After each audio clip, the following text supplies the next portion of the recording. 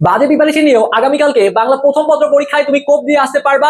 পড়াশোনায় গ্যাপ আছে, কন্টেন্টে গ্যাপ আছে, কোনো সমস্যা না, কোনো ব্যাপার না। বাংলা প্রথম পত্র পরীক্ষায় অনেক শিক্ষার্থী কন্টেন্টে গ্যাপ নিয়ে, একটু খারাপ প্রিপারেশন নিয়ে, অনেক কিছু না পড়ে দিয়েও প্লাস নিশ্চিত করতে পারবে। ভাইয়ের সাথে যারা একমত ভাইয়া পরীক্ষায় কোপাই দেবো, প্রশ্ন যেমনই হোক না কেন, কমন আসলে আসবে না আসলে নেই দেখার ব্যাপার না, পরীক্ষা দিতে আসছি মানে আমাকে সব উত্তর লিখে আসতে হবে। সো আমি একটু পড়াশোনা কম করছি তো কি হয়েছে, পরীক্ষার খাতায় যতটুকু জানি যদি পড়াশোনা করছি এক লাইন, ওইটাকে টেনে হিসেবে 10 লাইন বানাই আমি লিখে আসবো। এখন এই মুহূর্তে তোমার কোনো ফ্রেন্ড তোমাকে ফোন করে বলে, এই শাওন তোর কি অবস্থা, পড়াশোনা কতদূর করলি, এখন তুমি যদি উল্টা লিখে দাও, দোস্ত আসলে আমি তো কিছু পড়ি নেই রে, আমার তো এখন সবকিছু বাকি রে, গদ্য পড়লে পদ্ম ভুলে যাচ্ছি, উপন্যাস পাই নাটক পাই না। সো এটা তো শো করা যাবে না ভাইয়া। তুমি যা পড়ছো ফোনে বলো, এ দোস্ত আমরা তো সবগুলো যদি শেষ করছি রে, অলরেডি 7 থেকে 8 ঘন্টা আগে আমার পড়াশোনা শেষ, তাহলে এটা প্রশ্ন কমন আসে না, আমি সেটা যদি না লিখে আসি তাহলে কি গুনাহ হবে, পাপ হবে? ডেফিনেটলি সব থেকে বেশি পাপ হবে এখানে। কারণ তুমি তো জানো না আসলে বোর্ড পরীক্ষায় তোমার খাতাটা কোন টিচার দেখবে। যে টিচার খাতাটা দেখবে উনি যদি দয়ার সাগর হয়, যে বাচ্চাটা লিখছে আমি ওকে নাম্বার দিই, করার কিছু আছে তোমার না। আবার অনেক কিছু একটা ভাউরা টাইপের থাকবে ভাইয়া, ও মনে তো ভবিষ্যৎ ঝগড়া করে আসছে, এখন ও দেখবা যে একটু নাম্বার কেটে কেটে দেওয়ার, একটু ওই দিন দিলে কিছু করার আছে তোমার হাতে, করার কিছু নাই।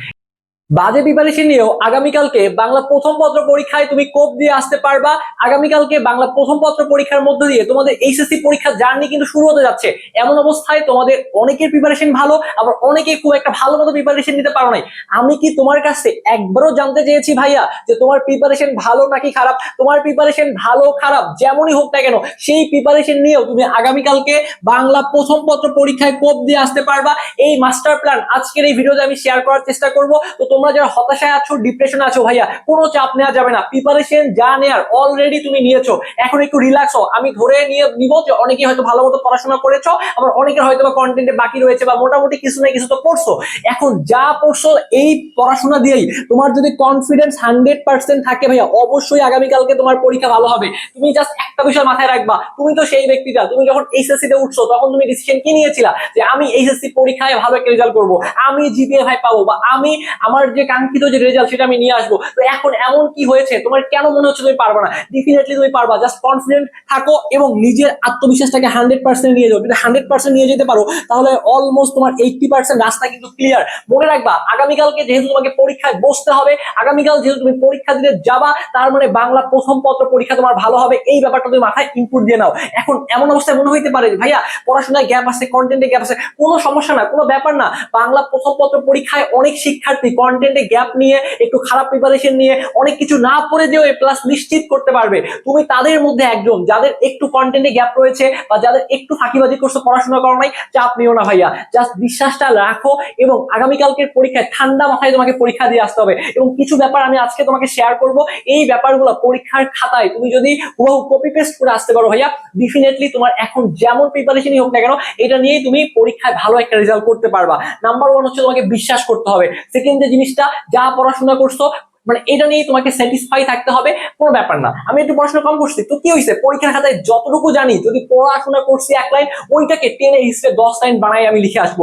এখন এই মুমেন্টে তোমার কোনো ফ্রেন্ড যদি তোমাকে ফোন করে বলে, এই শাওন তোর কি অবস্থা, পড়াশোনা কতদূর করলি, এখন তুমি যদি উল্টা থেকে রিপ্লাই দাও, দোস্ত আসলে আমি তো কিছু পড়ি নেই রে, আমার তো এখন সবকিছু বাকি রে, গদ্য পড়লে পদ্ম ভুলে যাচ্ছি, উপন্যাস পাই নাটক পাই না। সো এটা তো শো করা যাবে না ভাইয়া। তুমি যা পড়ছো ফোনে বলো, এ দোস্ত আমরা তো সবগুলো যদি শেষ করছি রে, অলরেডি 7 থেকে 8 ঘন্টা আগে আমার পড়াশোনা শেষ, তাহলে অপরদিকে তোমার যে ফ্রেন্ডটা থাকবে ও দেখবা মনে মনে একটু কষ্ট পাবে, ওর একটু হিংসা হবে, কিরে আমি তো এখন সিলেবাস শেষ করতে পারি নাই, আর ওইদিকে আমার ফ্রেন্ড সিলেবাস শেষ করে ফেলছে, ও দেখবা যে ভালো মতো আর পড়াশোনা করতে পারবে না। তো নিজের কনফিডেন্স আসলে এটা অনেক গুরুত্বপূর্ণ একটা জিনিস। তুমি যদি শো করো যে না যা পড়ছি এটা দিয়ে খেলা হবে, এটা দিয়ে আমি পরীক্ষা ভালো করতে পারবো, তাহলে ডেফিনেটলি ভাই তোমাকে আটকানোর মতো কিছুই নাই এখানে। জাস্ট তুমি যা পড়ছো ওই জিনিসগুলোই খাতায় লিখে আসতে হবে। একটা ব্যাপার মাথায় রাখবা, আগামীকালকে যদি পরীক্ষায় বসবো 100% আমি লিখে আসবো, কোনো প্রশ্নের উত্তর আমি পরীক্ষায় বাকি রাখবো না।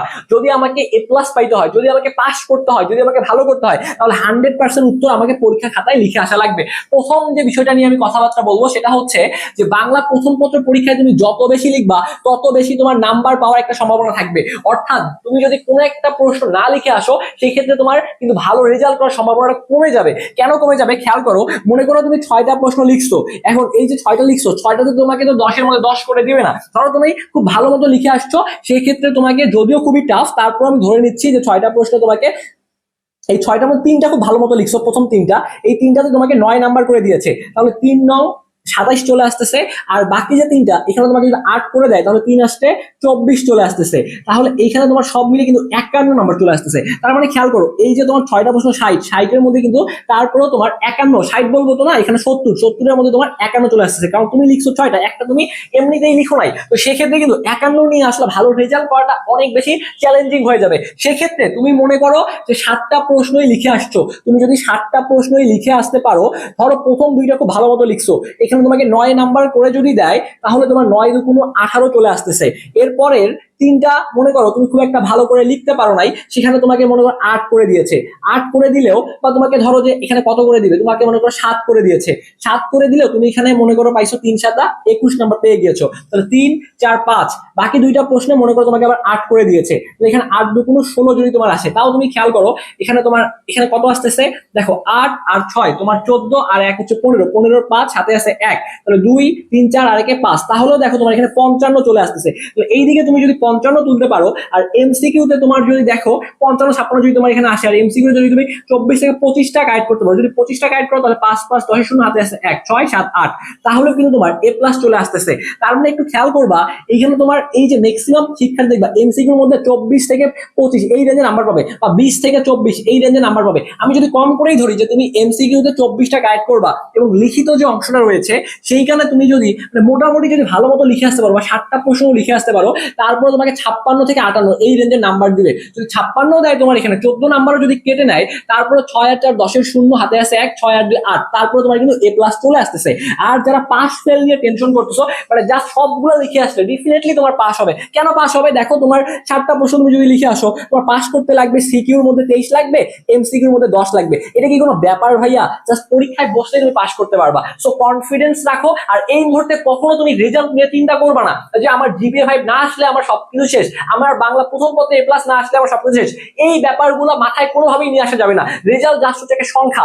তুমি যখন ছোটবেলা ছিলা তোমাকে কি বলা হয়েছে যে তুমি পিএসসি তে যদি ভালো রেজাল্ট করো তোমার লাইফে দুঃখ থাকবে না, আসলে কি তাই? পিএসসি এর পর তোমার লাইফে জিএসসি আসছে, জিএসসি তে যখন ভালো রেজাল্ট করছো তখন তোমাকে কি বলা হয়েছে যে পিএসসি জিএসসি এগুলো তো কোনো ব্যাপারই না, এগুলো তো ছোট বাচ্চার পড়াশোনা, সবাই তো এখানে জিপিএ 5 পায়, তোমাকে এসএসসি এর মধ্যে জি 5 পায় দেখা লাগবে। তো এরকম প্রত্যেকটা স্টেজে আমাদের কিন্তু গেম প্ল্যান থাকে। এখন সবসময় যে আমাদের গেম প্ল্যান আমরা পূরণ করতে পারবো এমনটা না, বাট আমাকে যে কাজটা করা লাগবে পূরণ করার জন্য সর্বোচ্চ চেষ্টাটা করা লাগবে, পূরণ করার জন্য সর্বোচ্চ লড়াইটা করতে হবে, কারণ এসএসসি রেজাল্ট আমার লাইফে গুরুত্বপূর্ণ। সো এখানে একটা ভালো রেজাল্ট আর আনার জন্য আমি সর্বোচ্চ পরিশ্রমটা দিতে পারি, বাট এটা যে জিপিএ 5 হওয়া লাগবে এমন কোনো কথা না। কারণ জিপিএটা লাগে কেন, সামনে তোমাকে এডমিশনে বসতে হবে, মেডিকেলে পরীক্ষা দিবা, সেই ক্ষেত্রে লাগে, বাট এগুলো তো আমার প্যারা হইতে পারে না। আমি আমার সর্বোচ্চ লড়াই দিয়ে যে রেজাল্টটা করতে পারবো আমি ওইটা আনার জন্য যে পরিশ্রমটা দিচ্ছি, এখন যে স্ট্রাগলটা করতেছি ভাইয়া, এটার পরে যেটা আসবে ওটা আমাকে মেনে নেওয়া লাগবে ভাইয়া। তুমি তোমার সর্বোচ্চ ইফোর্টটা দিয়ে সর্বোচ্চ পরিশ্রমটা করে হেরে যাও, আমি তোমাকে কিচ্ছু বলবো না ভাইয়া। তুমি সর্বোচ্চ পরিশ্রম করে যদি 4 পয়েন্ট পাও আলহামদুলিল্লাহ, ওইটাই ভালো রেজাল্ট। তখন তুমি বুকের মধ্যে হাত রেখে বলতে পারবা যে আমি আমার সর্বোচ্চ ইফোর্টটা দিয়ে এই রেজাল্টটা আনতে পারছি, আমার কোনো দুঃখ কষ্ট নাই।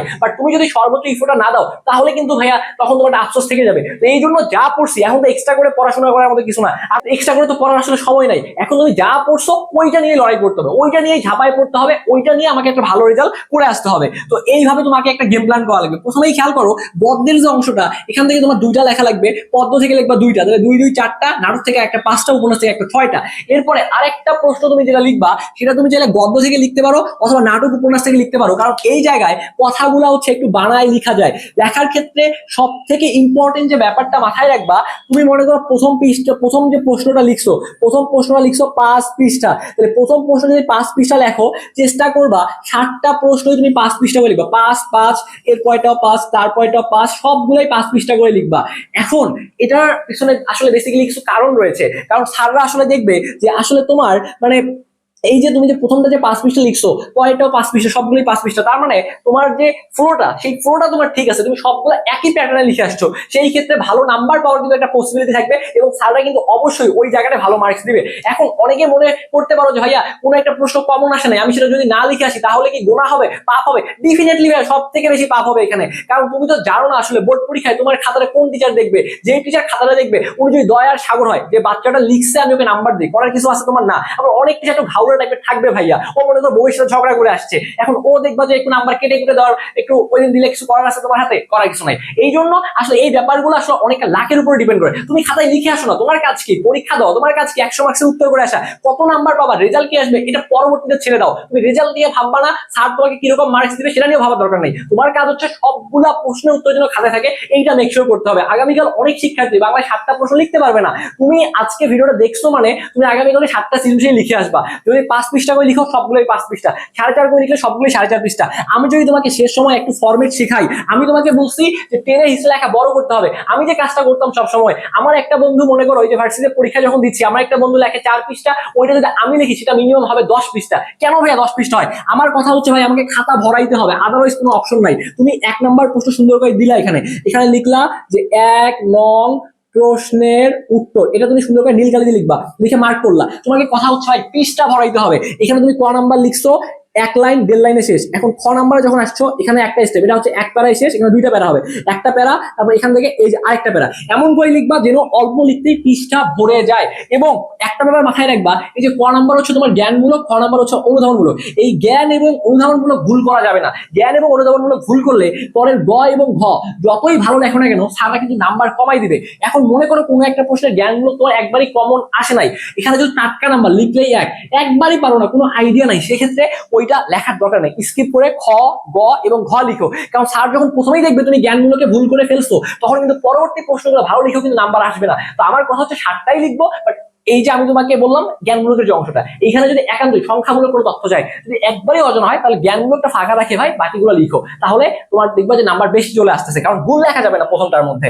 এখানে তুমি যখন এই 1 পৃষ্ঠায় ক এবং খ লিখলা, পরবর্তী পৃষ্ঠায় গ নাম্বার দিবা। তোমাকে বলছে যে উদ্দীপকের সাথে কি সাদৃশ্য বৈসাদৃশ্য আছে, একটা এখানে লিখবা, লেখার 2 আঙ্গুল ফাঁকা দিয়ে মাঝ থেকে শুরু করবা, এই যে এমন ভাবে লিখবা যেন পৃষ্ঠা ভরে। এবং এখানে ক খ যে অ্যাপ্রোচে লিখছো, অনেকে যে কাজটা করবে এখানে একটা স্টেপ লিখবে, এখানে একটা স্টেপ লিখবে, 2 আঙ্গুল ফাঁকা দিয়ে এখান থেকে আরেকটা স্টেপ লিখবে। বাট যারা চালাক তারা কি করে জানো, পৃষ্ঠা যেহেতু ভরাইতে হবে, অনেকে বলি 6 পৃষ্ঠা, শুনে ভয় পেয়ে যায়, একটা প্রশ্ন 6 পৃষ্ঠা লিখতে হবে, আমি কি শেষ করতে পারবো? ব্যাপারটা কি আসলে আমি তোমাকে 6 পৃষ্ঠা তো ভাইয়া ফাঁকা ফাঁকা করে লিখতে বলছি, আমি তোমাকে বলি নাই যে তুমি একদম হিসেমিতে চাপাচাপি করে লিখো। আমি এখানে কি করতাম, তোমার জায়গা থাকলে এখানে 1 লাইন লিখে এখানে 2 আঙ্গুল ফাঁকা দিয়ে এমন এমন ভাবে 3 4 বা 5 6 লাইন লিখতাম, এই পৃষ্ঠা ভরে যেত। পরবর্তী পৃষ্ঠায় চলে যায় আমি আবার বইয়ের বাকি অংশ আর কয়েক লাইন লিখে শেষ করতাম। আলটিমেটলি তোমার একটা ফ্রেন্ড লিখছে, এখানে একটা স্টেপ, এখানে একটা, এখানে একটা, মানে এই পৃষ্ঠায় শেষ করছে, বাট তুমি চাকরি করেছো পরের পৃষ্ঠায় নিয়ে গেছো। তো এক্ষেত্রে কি হয়েছে, পৃষ্ঠা সংখ্যা বাড়ছে, 1 পৃষ্ঠা হয়ে গেছে, 2 পৃষ্ঠা হয়ে গেছে, 3 পৃষ্ঠা হয়ে গেছে।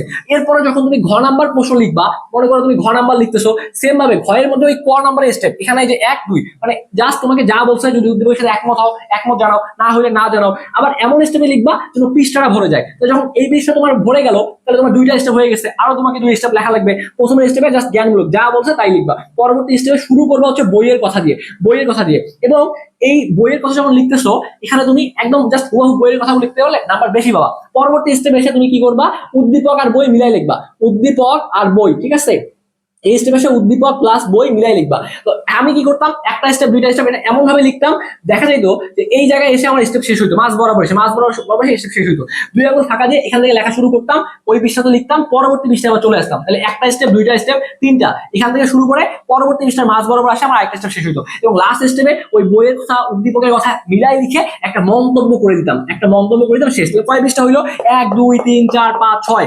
আমি কি আহামরি কিছু লিখছি না, বাট আমি পৃষ্ঠার সংখ্যা বাড়াইছি, আমি কোয়ান্টিটি বাড়াইছি, কারণ আমাকে নাম্বার বেশি নিতে হবে। তো এইভাবে যদি লিখতে পারো ভাইয়া, তোমার প্রিপারেশন খারাপ থাকলেও আমি তোমাকে বলতেছি এইরকম টেকনিকে যদি তুমি লিখে আসতে পারো, তোমার খারাপ প্রিপারেশন নিয়ে আগামীকালকে বাংলা পরীক্ষায় তুমি কোপ দিয়ে আসতে পারবা। জাস্ট বিশ্বাসটা রাখো, শেষ পর্যন্ত লড়াইটা করো। এই সময় আমাকে যে হবে না, আমি পারি না, বা রেজাল্ট কি হবে, এইগুলো কোনো ব্যাপারই না। জিএফ একটা সংখ্যা, জিএফ না পাইলেও তোমার আলটিমেটলি তেমন কিছুই হবে না, বাট পাওয়ার জন্য যদি চেষ্টা করা যেতে পারে, বা একটা ভালো রেজাল্ট করার জন্য যদি লড়াই করা যেতে পারে, আমি সেই লড়াইটা করবো, সর্বোচ্চ ইফোর্টটা আমি দিব। আগামীকালকে বাংলা পরীক্ষা তোদের সকলের ভালো হবে ভাইয়া, বিশ্বাস রাখ, খালি ভালো মতো পরীক্ষাটা দিয়ে আয়, সবগুলো জিনিস লিখায়, এমসিকিউ গুলো একটু ঠান্ডা মাথায় উত্তর করে আয় ভাইয়া।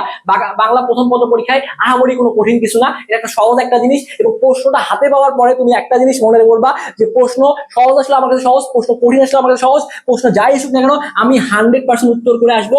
এটা তুমি প্রশ্ন নিয়ে ডিসিশনটা অলরেডি তুমি নিয়ে নিছো, কিন্তু আগে থেকে নিয়ে নিয়েছো যে কাউকে যদি পরীক্ষা দিতে যাবো তারপরে 100% উত্তর আমি লিখে আসবো। তো তারপরে তোমাকে যে অ্যাপ্রোচ গুলা বললাম, প্রথমত এমসিকিউ খুব সুন্দর করে উত্তর করে দাগাবা, এমসিকিউ দাগানোর পরে সেট কোড, তারপর হচ্ছে তোমার রেজিস্ট্রেশন নাম্বার, রোল নাম্বার ভালো করে লিখে সৃজনশীলের যে ব্যাপারগুলো এইগুলা জাস্ট একদম ভালো করে লিখে আসবা, খাতার মধ্যে কোনো কাটাকাটি করবা না, ঘষাঘষি করবা না, মানে জাস্ট হচ্ছে মানে ভুল করছো এইভাবে কেটে দিলা, বা এইভাবে ঘষাঘষি করে তুমি কাটাকাটি করলা, এগুলা করা যাবে ভাইয়া, এগুলো করা যাবে, এগুলো বয়স কি এখন আছে না? জাস্ট যদি ছোট চিনি মিষ্টি হয় আমি কি করতাম, সেগুলো কাটতামই না, স্যার ধরতেও পারবে না। তো খাতা যদি ফ্রেশ থাকে, সব উত্তর যদি লিখে দিয়ে আসতে পারো, বাংলা প্রথম পত্র পরীক্ষা আমাদের ভালো হবে। তো তোমাদের সকলকে ভাইয়া, তোমাদের সকলকে রিকোয়েস্ট করবো সবগুলো তো লিখে আইসো। আর শাওন ভাইয়ের পক্ষ থেকে, স্বপ্নের পাঠশালার পক্ষ থেকে তোমাদের সকলের জন্য অনেক অনেক দোয়া এবং শুভকামনা থাকবে। আগামীকালকে ভালো পরীক্ষা দিয়ে এসে আমাকে জানাইও। আমি আগামীকালকে বাংলা দ্বিতীয় পত্রে তোমাদেরকে সাজেশন ক্লাস দিব, সেটা নিয়ে টেনশন করা লাগবে না। এখনো কোনো টেনশন নেই, কোনো ব্যাপার না, এখনো কোনো টেনশন নেওয়া যাবে না। জাস্ট আজকে একটু রাতে তাড়াতাড়ি ঘুমাই যাবা, আগামীকালে পরীক্ষায় যায় একটা কোপ দিয়ে আসবা। ওকে, সো বাচ্চা কাচ্চারা পাবা না, যারা যারা আগামীকালকে ভালো মতো পরীক্ষা দিয়ে আসবা, ভাইয়ের সাথে যারা একমত ভাইয়া পরীক্ষায় কোপাই দিয়ে প্রশ্ন যেমনই হোক না কেন, কমন আসলে আসবে, না আসলে নেই, দেখার ব্যাপার না, পরীক্ষা দিতে আসছি মানে আমাকে সবগুলো উত্তর লিখে আসতে হবে। সো প্রত্যেকেই কমেন্ট করে আমাকে জানাও যে আমিও পারবো, আমার পরীক্ষা ভালো হবে এবং বাংলা প্রথম পত্রে আমি A+ ইনশিওর করে আসবো। সো এই কমেন্টটা আমি সবার কাছে দেখতে চাচ্ছি এবং তোমাদের সকলের জন্য আবারও অনেক অনেক দোয়া এবং শুভকামনা রেখে আজকের এই ভিডিওটা আমি এখানেই শেষ করছি।